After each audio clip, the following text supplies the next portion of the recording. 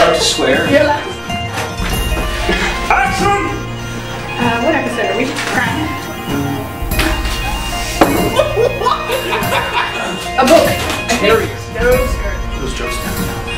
I should probably start this camera over here then. Alright, go.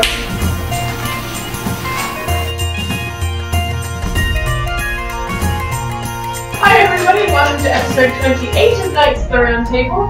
Today we are discussing the film The Dark Crystal from 1983. If I remember rightly.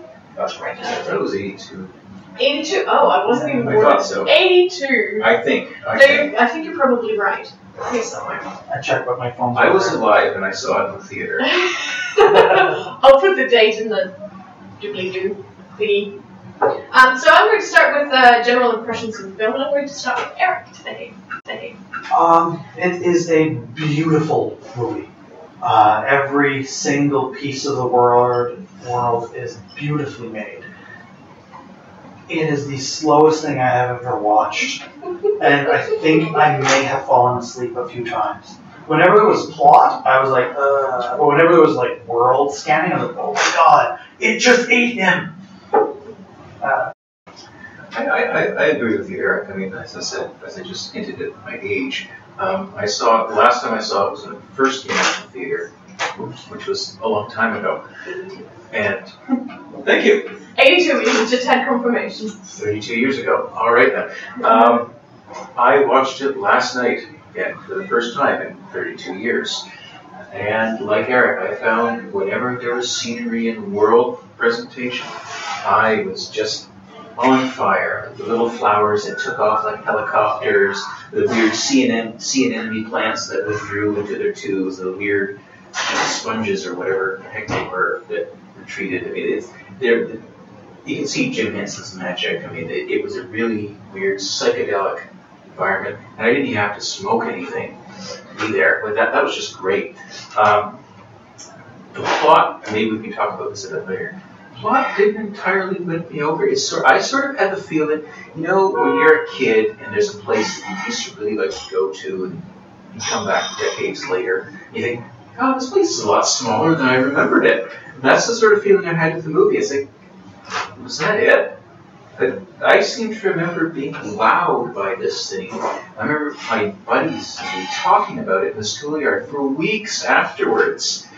And yeah, I looked at that and I said, yeah, it was neat, it was fun. Is that it?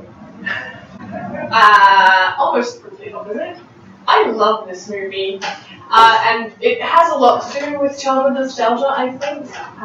This movie came out the year before I was born, apparently, and I grew up with it. So I wouldn't have needed to have watched it again for this episode. I did, just because I could, because I know it so well, and I have loved it, and will love it, and it is a lot to do with, it's just visually stunning, and you can see, again, Jim Henson's magic, and it's just beautiful. And yes, it is incredibly slow in some places, and very repetitious in others, which can get a little irksome, I agree. But the overall story was lovely, and it had some really wonderful character moments as well. So I liked this movie a lot, and I will forever and ever own it. Alright, yeah, that's all we've got time for. Alright, there we go. Show's over. Show's over. Oh, okay, well, if no one's, I'll just throw some things out. I really like the dichotomy between, honestly, I can't remember the name of Skeksis. the Skeksis and the what were they called? The wise ones? The wise wizards. We'll say it's the Skeksis and the wise wizards. The clean Skeksis. They're called Skeksis. What I like is that Forget their name. They're just called Urtu? Yes, I think you're right, the yes. Urtu, or the Skeksis, the Urtu, or the wise ones. The fact that they were each half of a whole and split apart, so one of them got cut in his hand, the other got a cut as well. So it sort of emphasizes it. Maybe this is sort of a philosophical approach that was planned from the beginning. Was the idea that good and evil are two sides of the same coin. So whether that's intentional or not, I like that sort of philosophical approach to it. So one is not quite so distant from the other. I like that. Again, the world was visually very rich, like the idea of the three suns, and I like the idea that there was history to it. The characters went through Gelfling ruins. There was evidence that there was a civilization there. So again, it sort of recalls a little bit of the Lord of the Rings series, where they had the battle on Henethanun at the very end of Fellowship of the Ring, where they had the ruins. So you could tell that Gondor, for example, was more powerful than it was during the movie, when its borders were slightly further, more extended. It had outposts that were further, the watchtowers and Amon Solo. That you get a sense that there was an earlier greatness, and it's now largely forgotten. So you have the ruins of the Gelfling city. So you can see the murals, you can see the artistry, you get a sense of what the culture would have been, what their values might have been. But it's irrelevant to the characters because it's so far removed from their own existence. So I like the fact that there's a different history to the world. There's a sense of place. There's a sense of alienness to it. Again, the philosophical thing. So I enjoyed watching it because, as I said, I hadn't seen it for such a long time to come back to it. But I guess for me, it was a jarring experience. Like, I just seem to remember it being so much more grand than it actually was. Yes. This is actually kind of slow. You do have a point, yes. When I was a kid, it was way more involving and far more grand and mysterious. But of course, it might have also been the fact I was watching it at 1 in the morning or something, and I might have been tired. But we'll leave that aside. But Éric?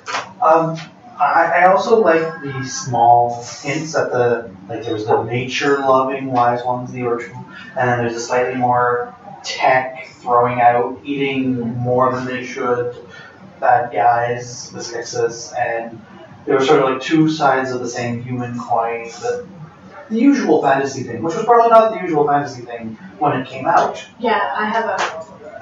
I also like that both Gelflings were utterly useless in combat, which it's a nice change that usually the hero's quest, the hero suddenly picks up a sword for the first time, and all his working in the fields has arranged him to be a perfect swordsman. Yeah. Well, actually, was it Kara? Was that her name? Kira. Kira was actually the more competent of the two. Exactly. Yes, she was. That's one of my favorite things about this movie. She had wings, too. Yeah. That was cool. Why do I have wings? Of course you do. You're a boy. I looked into it, and apparently in the novelization, they said that the Gelfling women used to be able to fly with their wings. Yes, I had heard the same. Yeah, and she can only glide. But it's an interesting idea that the male and female are that different physically. Well, actually, you mentioned the whole technological side of things. I don't think either of you picked it out, but one of the Skeksis, I'll get this right before the end of the film. The one who was draining the podlings and keeping the animals. Yeah. Did you notice he had like a Borg-like cybernetic eye replacement? Yeah, and a very slight Scottish accent. And he had cables coming out of his head. I think that was interesting. A little bit of a cyberpunk vibe. Yeah, He actually replaced parts of his body with mechanical apparatus. So that was. Obviously I didn't notice that when I was a kid, but now having watched Star Trek and all seen the cyberpunk genre come up, I think, well, that's interesting. This is in 1982. So this is before all that stuff came out. So it's kind of interesting. It made me wonder, very briefly, I wonder if maybe some other author or film guy watched that and said, isn't that interesting, like replacing your eye with a camera lens? Yeah. Maybe we could port that out. So I wonder if maybe the Dark Crystal may have set the tone for some of those things that were picked up later on. I'm pretty surprised because the color scheme is very similar to most steampunk stuff that I've seen. Yeah, Also, cyberpunk, that's it. with regards to computer games, has anybody played StarCraft? Yes. Okay, you know the creatures when the Skeksis and the Ortu meld and they get these tall, slender creatures with the great big blue eyes and the flat faces? Oh my god, Protoss! Right? I was looking at that, like, Protoss much? I want that! I wonder if they did that on purpose. Because I know that StarCraft took from a lot of different genres. Because looking at they honestly look like Protoss. And interestingly enough, the Skeksis was, I would not be surprised if the Skeksis was the archetype for a couple of vulture men racial races for some of the D&D worlds as well. All the creatures in this world were very Brian Froud, which would surprise no one because Brian Froud and Jenkins work very closely together. We're so Brian Froud. So what did you think of the pacing? You mentioned it's slow in parts. It's parts? slow. It's slow right up until the end. Yeah. Even at the end, I found it slow. Really? Yeah. Well, but there's only so much speed you can achieve with puppets. Though, No, right? absolutely. But the pacing, I found there was a lot of scenes that weren't useful. And some of the storyline elements, I was like, really? So the old woman has had this crystal in her attic for so long and no one's cared to get it until now? And she hasn't bothered to do anything about it? And she doesn't care? And nobody seemed to care? Oh, Everything in she it's can take with her eyeball and Yeah, that's true. you can't mess around with talent like that. Well, also, she's hilarious. She is, I absolutely. like Ogre. Yeah. I like, she's such a sassy creature.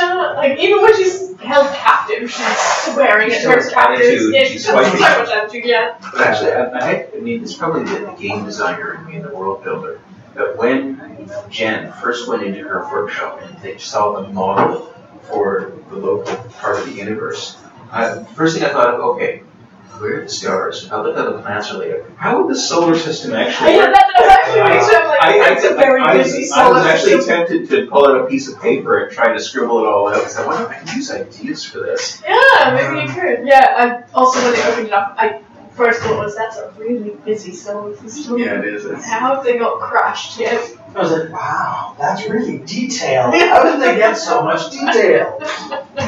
Most of them don't even read. Actually, that level of detail actually sort of reminds me, the set design sort of reminds me a little bit of Time Bandits.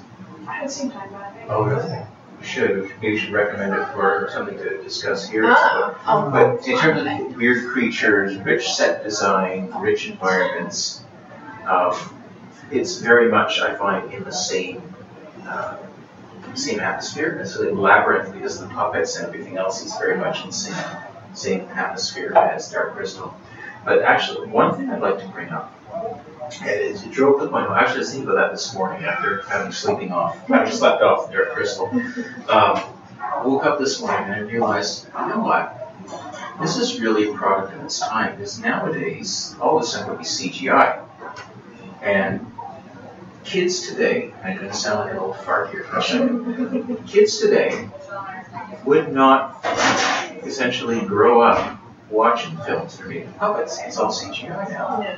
So you look at how Jen moves and how the other characters move. You can tell who's wearing a suit and who's a puppet. And there's certain things that puppets can do well, and certain things that they're limited from doing. So it takes away from the realism of it. And to me, I love the puppetry because you know that a person is behind it and a person is manipulating it. It's more natural. There has to be a human element. A human had to shape that puppet. A human has to move that puppet. So for me, there's almost a romantic nostalgia for that. So that's one reason why I like those sorts of movies, to see that. Because to me, CGI is kind of soulless. It's produced on a computer. It's done by algorithms and mathematics. It looks perfect. There's no human hand. Well, what's the It's designed, but it's not a direct shaping of it like a puppet would be. well, with the motion capture too, that's right. It's the Gollum style. I mean, they have that human. Okay. The motion capture's relatively. You mentioned CGI.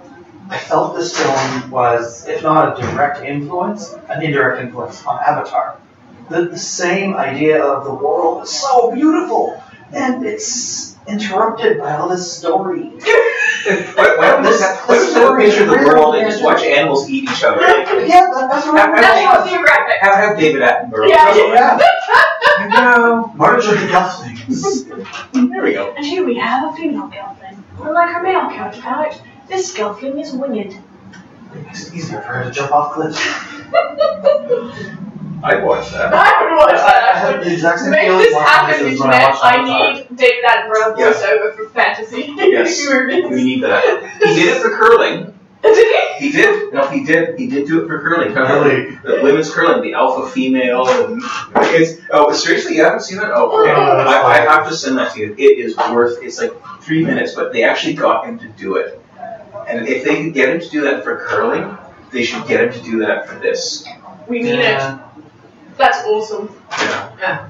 It definitely had the same feel and tone as a lot of movies from the same time. Like, Never-ending story. Labyrinth. Or Labyrinth. Well, Yeah. Labyrinth makes a lot of Geoff sense. Munson and Jim Henson. Yeah, I actually did that one as Yeah, well. it really did feel That, like that. that sort of 80s magic fantasy kids movie. Yeah. If you're of a certain age and you saw them when they first came out, they sort of influenced how you saw fantasy.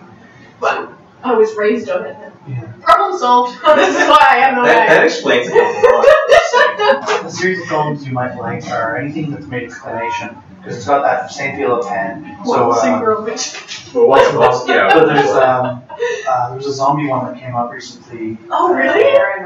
Paranorman. Oh, It's yes. the same people did Coraline. Coraline, And yeah. later this year it's Fox Trolls. Troll. I And it's all the same company, and then everything exclamation. There's no CGI, and like the detail is amazing. Must be summer. Very bad. Yeah. What was the horseman thought earlier? Counterbalance. I think the problem with the story wasn't so much that it was too simple, but that there was so much of it that was visual that it made it feel slow. So there's the whole history part where you're seeing their history in writing, but they're not talking about it. There's no voiceover explaining to you the Thank development. God there's Thankfully, no voice it would be in really boring. The voiceover really, it did annoy me. Yeah, that was irritating. Right at the beginning, I'm like, oh man, I love narrators. This is so dumb. Well, it would have been good if it was shorter and less repetition.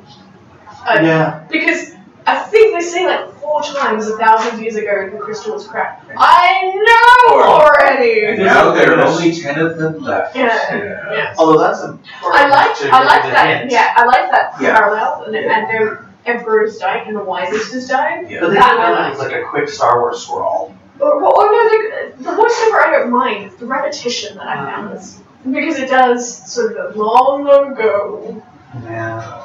Another thing that I didn't like was the voices. A lot of them, maybe this is a Muppet thing, but they're really high pitched and Well, aggravating. the Chamberlain is supposed to be an irritating character, isn't he? Yes, but you had some of the good people. She was like, hey, where's your I hate you, whimper. And forever after a fight, because I was raised on this, I will run up to my siblings and go, please make peace. You live in hell to grow up. No, I did enjoy it. I like the beetle-like servitors of the Yes, baddies. yeah, the Garfield. The Garfield, yeah, I was just The Garfield. oh, I okay. really love the runners. Oh, the runners, yeah, those The things that they rode They to rode the the castle. road. Oh, the Skywalkers! The Skywalkers. Because you have to think, look at people in suits. Yeah, there's a Yeah, it's still running on 4 stilts. Yeah. So that's the other thing is that there are people inside most of those. Yeah. Yeah, and yes, those were, and then when they got taken down by the Garfield, not this time around, but I remember as a kid, I'd be like, also in Kira's staff.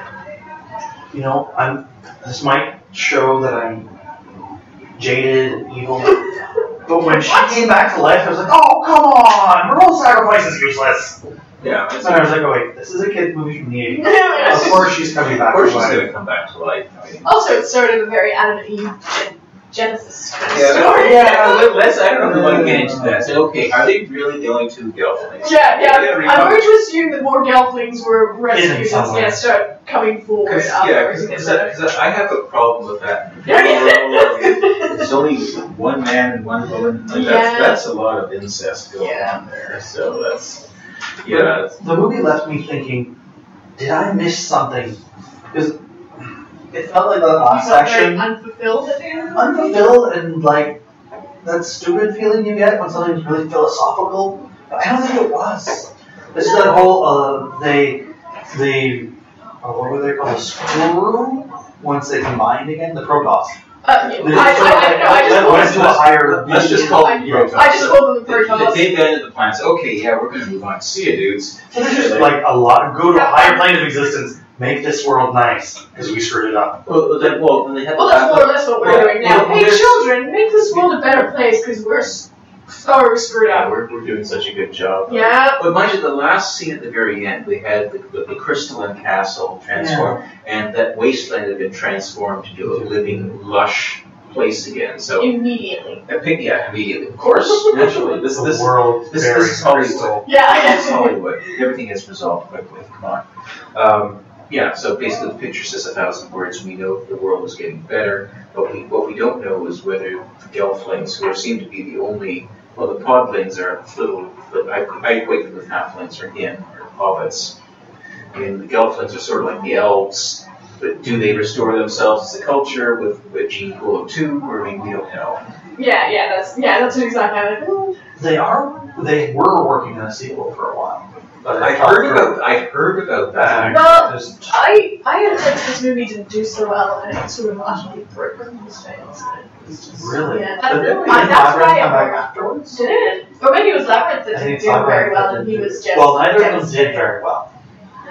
Which is unfortunate that because- David Bowie. I mean, come on. I mean, I like Labyrinth. I love Labyrinth. I haven't seen it. I'm hoping it's better than this one. We've already done an episode. Yeah. Sorry. Well, it depends. Labyrinth is very, very 80s.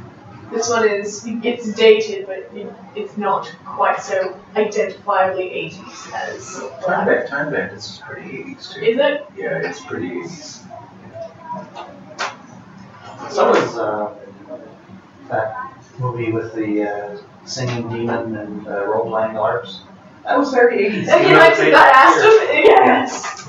Okay. That's a great movie, Knights of Bad Aston. It was based off of the 80s movies. Yeah. So Based on a story about LARPers, essentially. And we did an episode of it. okay. And it's a great movie. I highly recommend that one. But yes, that one, it did have a very 80s feel. Right down to the animatronics and Yes. like, special effects were incredibly 80s, even though it was 2013 when it was released. Back to this one. Yes. Back to the issue at hand. I think I might have liked it more if I had been raised on it. Oh, that's probably entirely because when you're a kid and you see that stuff, it's so magical. Yeah, this was the first serious fantasy movie I've ever seen. The only movies that I've ever seen when I was that age, I saw Star Wars when it came out in the theaters in the late 70s. I actually remember bits and pieces of that. My parents took me in that. And I also remember some of the early James Bond flicks, which children probably should not see, but it happened anyway. Well, that explains a lot about you, actually. Yes, it does. You weren't brought up on the original Hobbit, the animated one? Yes, we saw it my in grade parents 2 in hated that. school. Really? My parents were so Oh, my mom upset. hated it, but I liked it. Well, my parents were huge fantasy sci-fi fans. I grew up with a library full of speculative fiction books, and they loved The Lord of the Rings and Hobbit. And then they went and saw this in the cinema, and they said they were so disappointed. Yes. Really, really. But as a kid, we knew nothing. There's a way. No! My mom was the same way. She Yeah. gave me the whole collection at 18 and said, here, read these. That's the way to do it. I read mine in high school, but my father had the Lord of the Rings series in hardcover. He had it God knows how long. He said, have you read these, Dad? I said, no, I actually never got around to reading them. He collected books, but he didn't always read them all. So I decided to read them, and I read The Hobbits, I read Lord of the Rings, and that got me seriously hooked on fantasy. But my first real taste of fantasy in terms of film would have been The Dark Crystal. Yeah, mine too, obviously. So that really informed a lot of what I thought a fantasy world ought to be, which is fantastic in the sense that this is, you walk through the woods, as we've already discussed, in The Dark Crystal, the scenes are visually rich. Like, you can see the plants and animals eating each other, plants pulsating and weird tendrils moving around. Yet this is not Earth. This is Lots of barnacles. yeah. This is the amount of work was standard. Oh, yeah, of course. Attention to detail is absolutely breathtaking. But I mean, it is such an alien world, and you just want to just jump into it and see what it's all about. And to me, that's what a real fantasy world ought to be. It ought to be something that draws you in and say, look, isn't this different from what your everyday life is?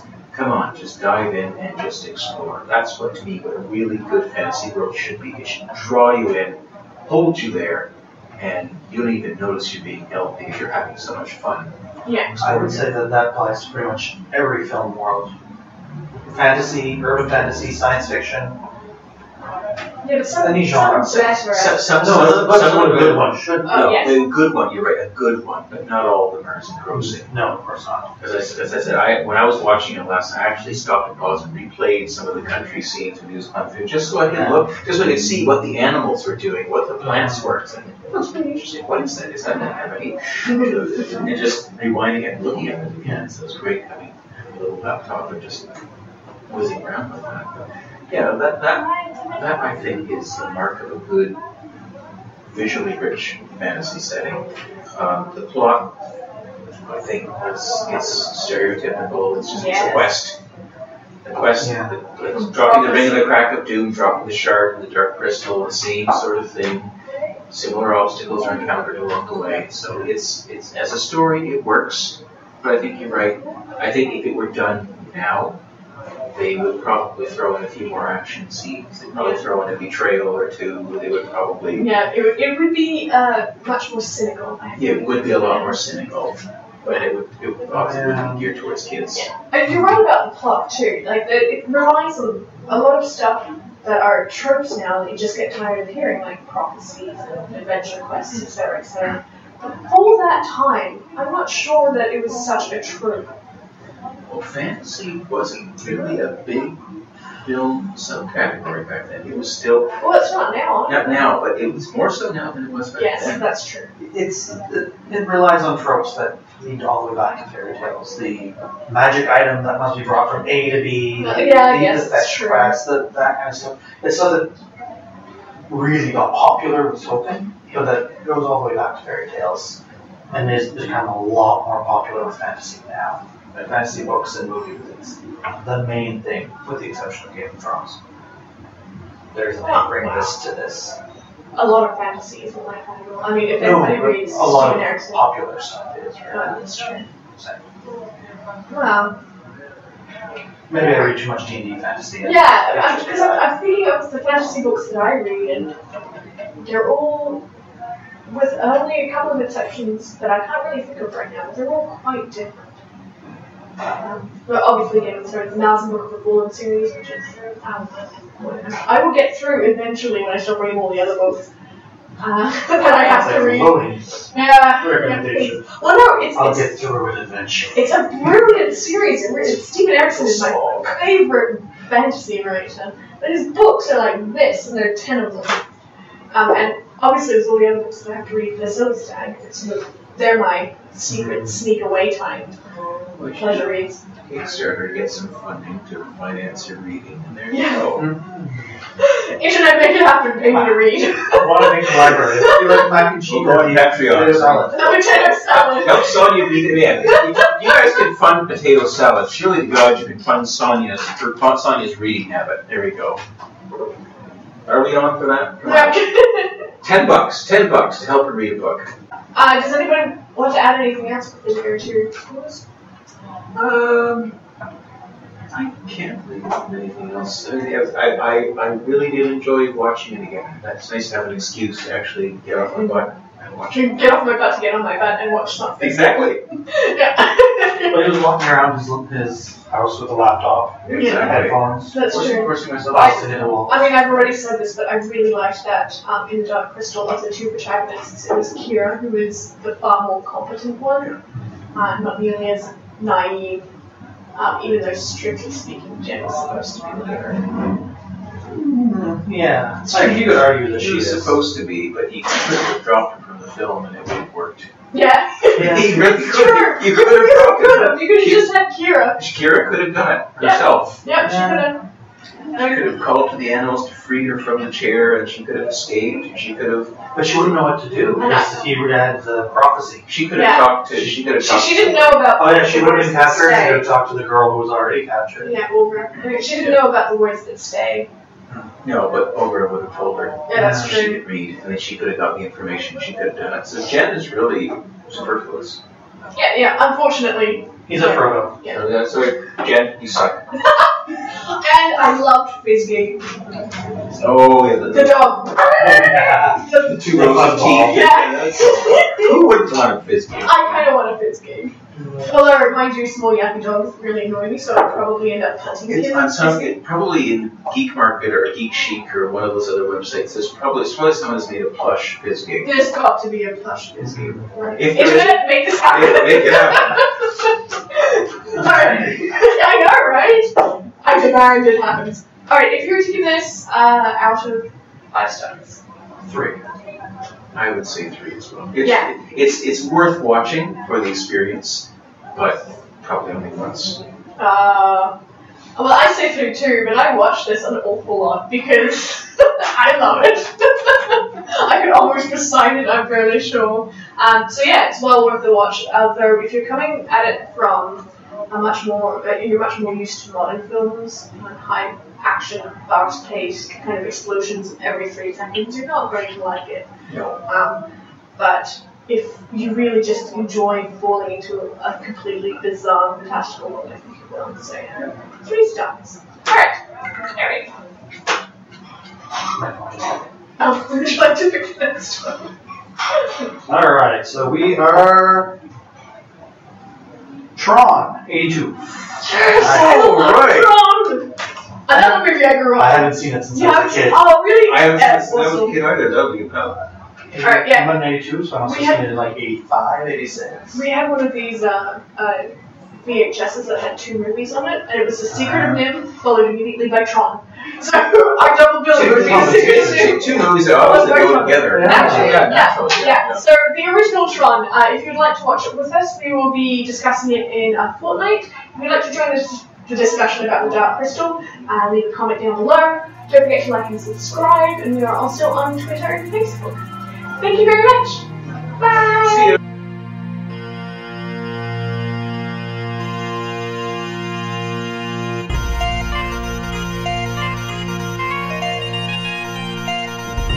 Is that for the moment?